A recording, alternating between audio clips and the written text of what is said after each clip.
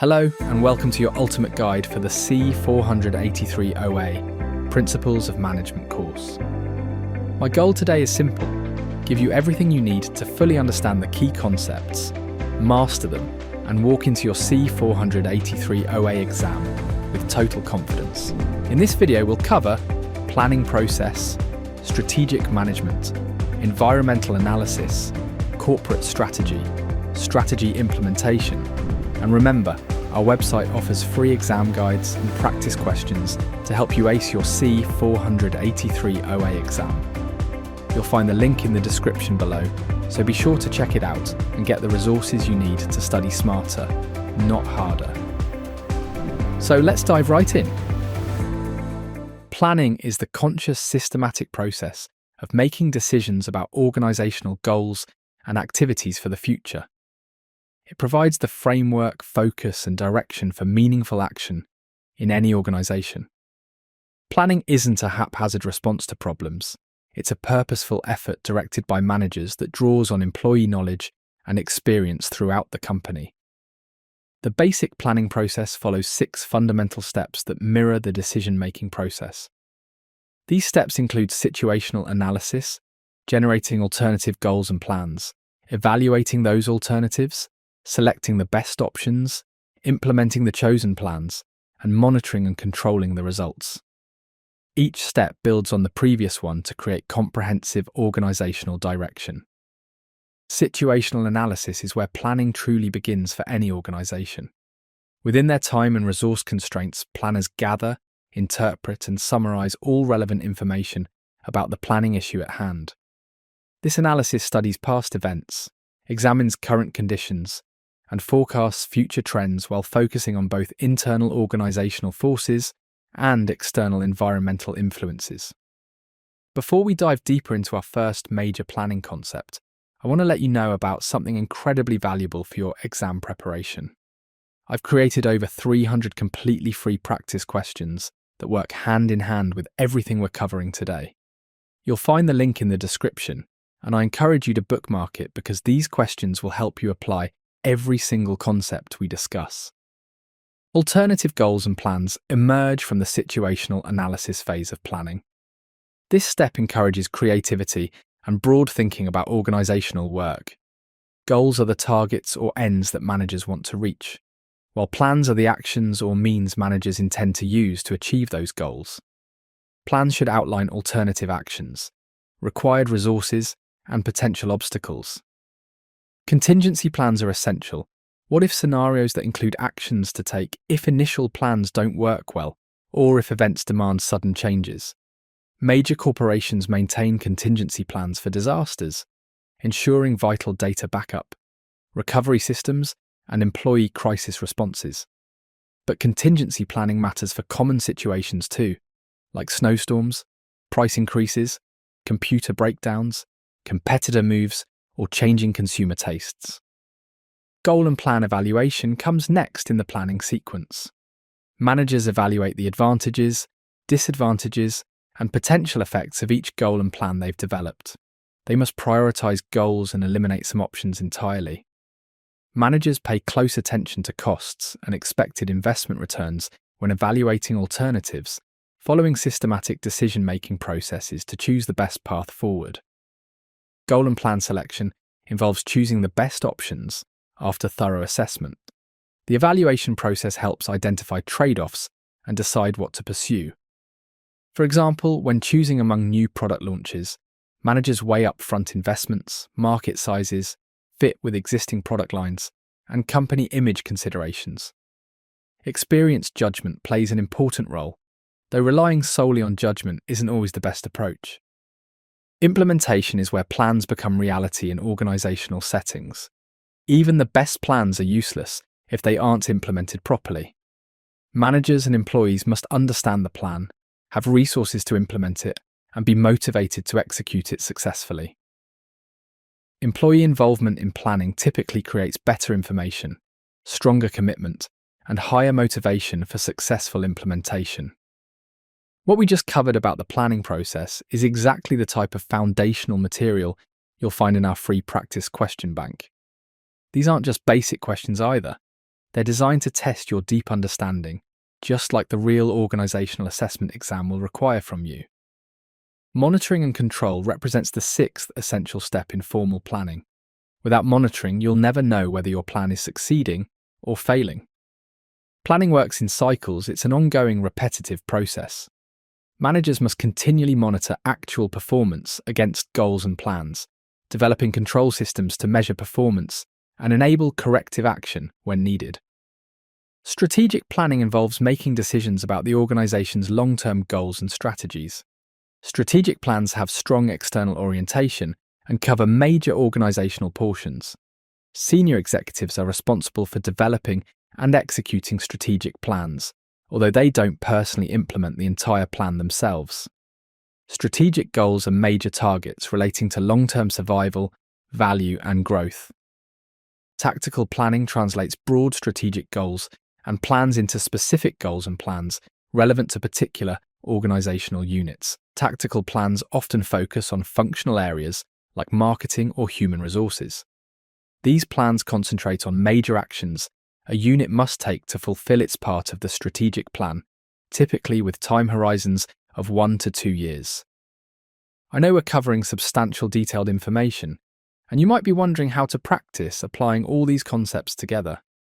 That's precisely why I put together those 300 plus free practice questions I mentioned earlier. They'll help you work through problems that combine multiple planning concepts, just like you'll encounter on the actual exam. Operational planning identifies specific procedures and processes required at lower organizational levels.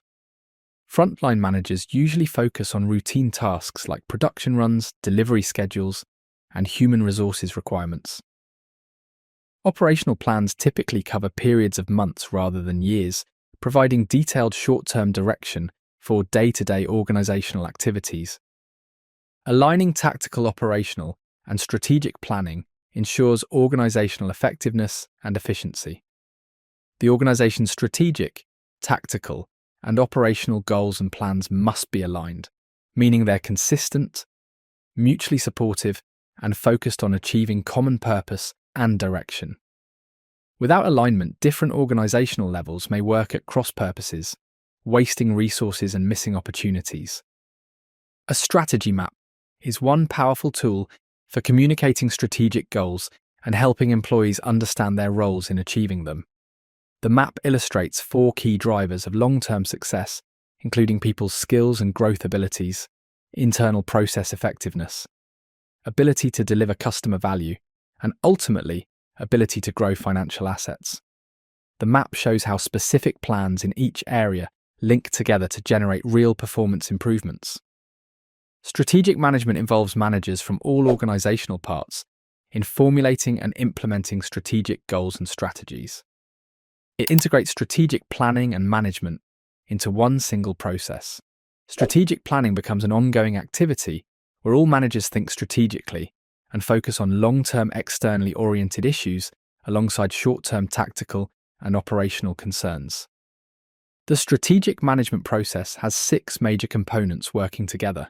These include establishing mission, vision, and goals, analyzing external opportunities and threats, analyzing internal strengths and weaknesses, conducting analysis and formulating strategy, implementing strategy, and maintaining strategic control.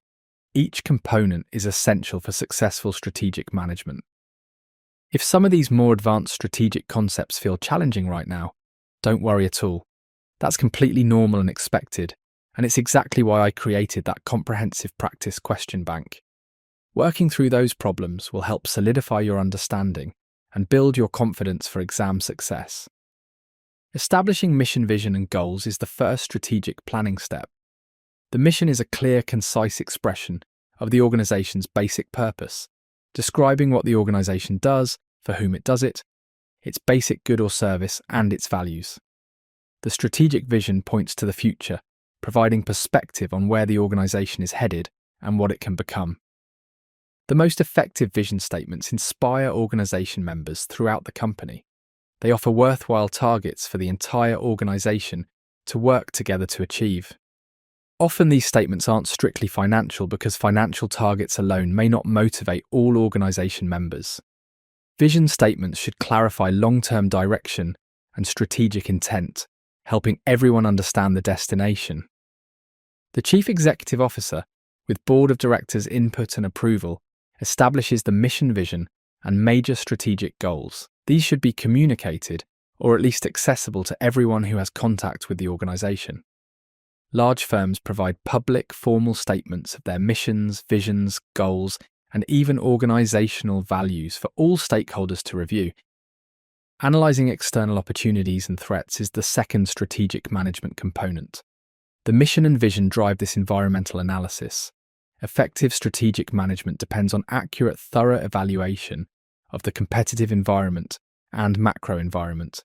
Environmental analysis examines the industry, organizational stakeholders, economic conditions, technological factors, and forecasts future trends.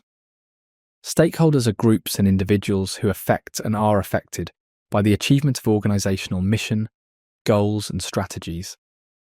These include buyers, suppliers, competitors, government and regulatory agencies, unions and employee groups, the financial community, owners and shareholders, and trade associations. Environmental analysis assesses these stakeholders and the ways they influence the organization. The difference between an opportunity and a threat depends partly on how a company positions itself strategically. Some states require electric utilities to get certain power shares from renewable sources rather than fossil fuels. This requirement poses threats to utilities because renewable costs are higher and customers demand low prices. However, some companies see strategic opportunities in renewable power development. Analyzing internal strengths and weaknesses is the third strategic management step. As managers conduct external analysis, they simultaneously assess strengths and weaknesses of major functional areas inside their organization. This internal resource analysis examines financial strength, marketing capabilities, operations effectiveness, human resources quality, and overall performance levels. Resources are inputs to production that can be accumulated over time to enhance firm performance. Resources fall into two broad categories, including tangible assets like real estate, production facilities, and raw materials, and intangible assets like company reputation, culture, technical knowledge, patents, and accumulated learning and experience. Internal analysis provides clearer understanding of how a company can compete through its resources. Resources provide competitive advantage only under certain circumstances. First, the resource provides advantage if it's instrumental in creating customer value, increasing the benefits customers derive from goods or services relative to the costs they incur. Second, resources are sources of advantage if they're rare and not equally available to all competitors. Even for extremely valuable resources, if all competitors have equal access, the resource cannot provide competitive advantage. For companies with patented formulas or unique processes, these resources are both rare and valuable. Third, resources provide competitive advantage if they're difficult to imitate successfully. Some companies seek competitive advantage via service that makes customers say wow. They provide extensive training, empower employees to delight customers, free representatives from scripted replies, promote positive colleague relationships, and provide coaching to help employees achieve goals. This combination is harder to imitate than simple policies. As we wrap up this detailed overview of strategic planning concepts, remember that understanding these ideas is just the first step toward exam success. The real mastery comes from applying them repeatedly, which is where those 300+ free practice questions become invaluable. They're completely free and designed specifically for organizational assessment exam success. When resources are valuable, rare, inimitable, and organized, they comprise a company's core capabilities. A core capability is something a company does especially well relative to its competitors. Companies develop core competencies in specific areas like high-performance design, consistently pleasant customer experiences, or creating engaging entertainment products. Core competencies typically refer to skills or expertise rather than physical or financial assets. Benchmarking is the process of assessing how well one company's basic functions and skills compare with those of another company or set of companies. The goal of benchmarking is to understand the best practices of other firms thoroughly and to undertake actions to achieve lower costs and better performance. Many companies use benchmarking programs to eliminate inefficiencies and improve competitiveness. Analysis and strategy formulation combine in the fourth strategic management step. Once managers have analysed the external environment and internal organisational resources, they have the information needed to assess organisational strengths, weaknesses, opportunities, and threats. This assessment is called analysis, combining internal and external perspectives to formulate strategy.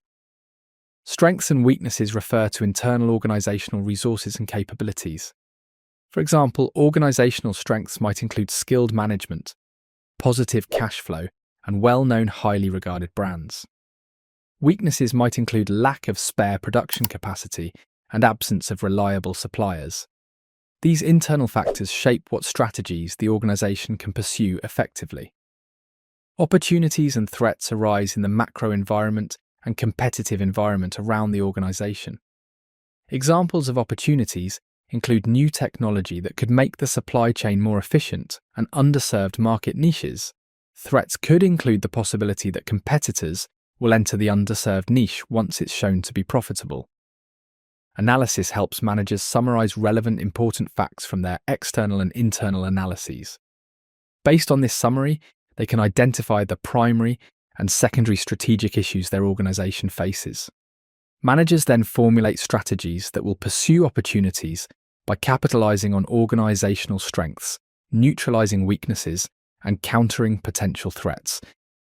Corporate strategy identifies the set of businesses, markets, or industries in which the organization competes and the distribution of resources among those businesses. Basic alternatives for corporate strategy range from very specialized to highly diverse. A concentration strategy focuses on a single business competing in a single industry. A concentration strategy focuses on a single business competing in a single industry. Companies pursue concentration strategies when perceived industry growth potential is high, or when the company has a narrow range of competencies. This strategy allows deep expertise in one area. Vertical integration strategy involves expanding the company's domain to include suppliers and distributors. Companies historically used vertical integration to reduce costs associated with suppliers or distributors and to reduce uncertainties created by unpredictable business relationships. This strategy can provide greater control over the entire value chain. Concentric diversification strategy moves into new but related businesses within similar industries. Companies pursue concentric diversification to take advantage of their strengths in one business to gain advantage in another. Because the businesses are related, the products, markets, technologies, or capabilities used in one business can be transferred to another business. Conglomerate diversification is corporate strategy of expansion into unrelated businesses and industries. Companies pursue conglomerate diversification strategy to minimize risks due to market fluctuations in one industry. The diversified businesses of an organization are sometimes called its business portfolio, which executives must manage strategically. Business strategy defines the major actions by which an organization builds and strengthens its competitive position. A business can gain competitive advantage using one of two generic business strategies, including low cost and differentiation. Companies using low cost strategy attempt to be efficient and to offer standard no-frills products. Companies that succeed with low cost strategy often are large and take advantage of economies of scale in production or distribution. An organization using this strategy generally must be the cost leader in its industry or market segment. However, even a cost leader must offer a product that is acceptable to customers compared with competitors' products. Alternatively, an organization may pursue differentiation strategy to build competitive advantage. With differentiation strategy, a company attempts to be unique in its industry or market segment along some dimensions that customers value. This unique or differentiated position within the industry often is based on high product quality, excellent marketing, and distribution, or superior service. Whatever strategy managers adopt, the most effective strategy is one that competitors are unwilling or unable to imitate successfully. If the organizational strategic plan is one that can easily be adopted by industry competitors, it will yield only short-term advantage. Sustainable competitive advantage requires strategies that are difficult for competitors to copy. Functional strategies are implemented by each functional area of the organization to support the business strategy.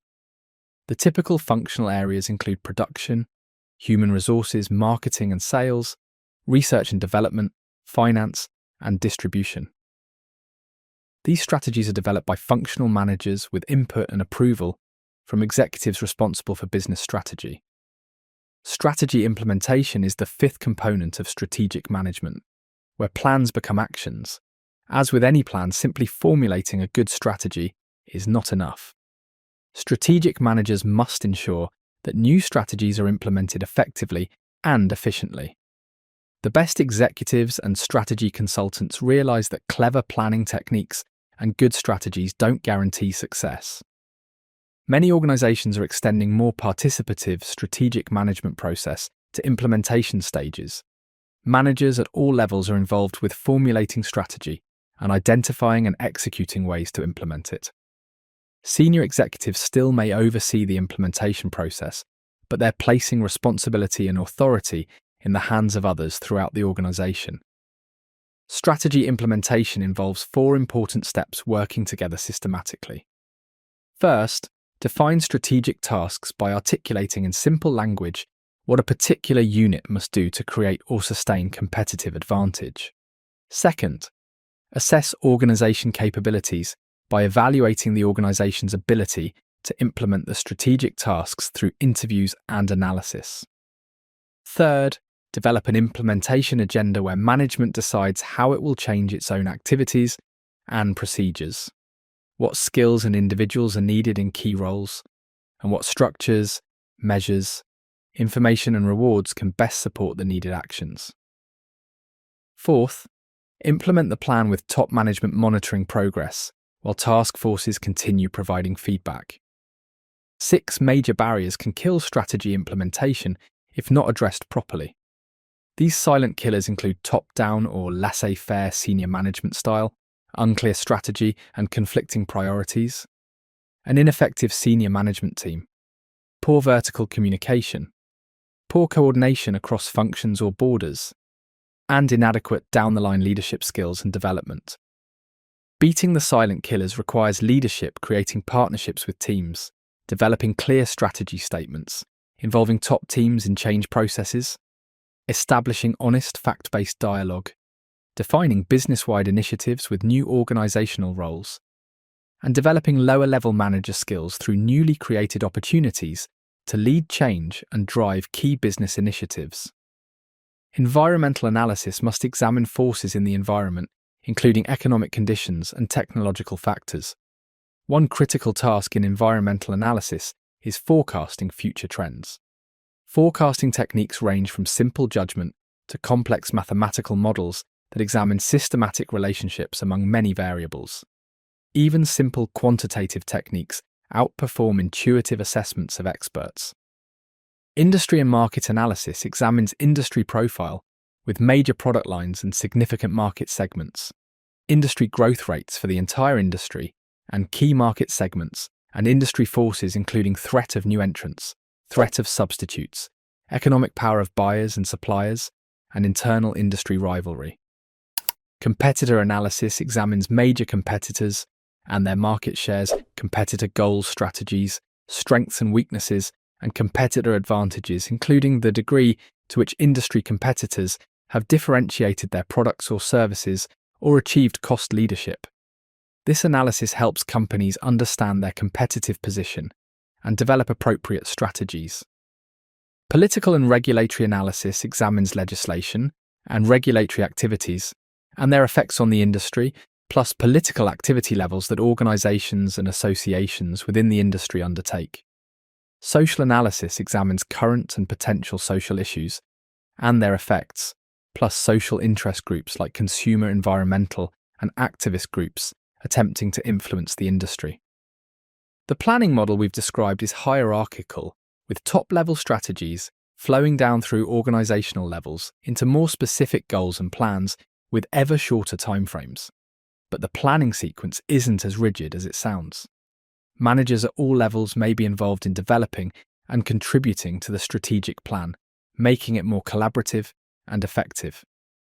Strategic goals are major targets or end results relating to the organization's long-term survival, value, and growth. Strategic managers, top-level managers, usually establish goals that reflect both effectiveness by providing appropriate outputs and efficiency with high ratios of outputs to inputs. Typical strategic goals include achieving growth, increasing market share, and improving profitability. Organizations usually have a number of mutually reinforcing strategic goals working together. For example, a computer manufacturer may have as its strategic goals the launch of a specified number of new products in a particular timeframe, of higher quality, with a targeted increase in market share. Each of these goals supports and contributes to the others. A strategy is a pattern of actions and resource allocations designed to achieve the goals of the organization. An effective strategy provides a basis for answering 5 broad questions about how the organization will meet its objectives. These questions address where the organization will be active, how it will get there, how it will win in the market, how fast it will move, and how it will obtain financial returns. Former executives emphasize that the answers to the where and how questions should be aimed at winning, which requires offering a better value proposition than the competition. Merely matching the competition is neither strategic nor a path to success. Companies must differentiate themselves meaningfully to achieve sustainable competitive advantage. Scenarios are narratives that describe particular sets of future conditions that might unfold. Planning scenarios help organizations prepare for multiple possible futures rather than betting everything on one prediction. A different contingency plan is attached to each scenario, and managers pursue goals and implement plans associated with the most likely scenario, while staying prepared to switch if conditions change. Planning provides individuals and work units with a clear map to follow in their future activities, but the map must be flexible enough to allow for individual circumstances and changing conditions. The basic planning process is similar to decision-making steps, and both move not just in one direction, but in a cycle where outcomes are evaluated and revised as needed. Strategic control is the final component of the strategic management process. A strategic control system helps managers evaluate the organization's progress with its strategy, and when discrepancies exist, identify needed corrective actions.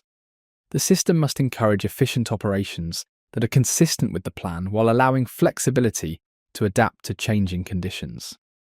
Most strategic control systems include budgets to monitor and control major financial expenditures.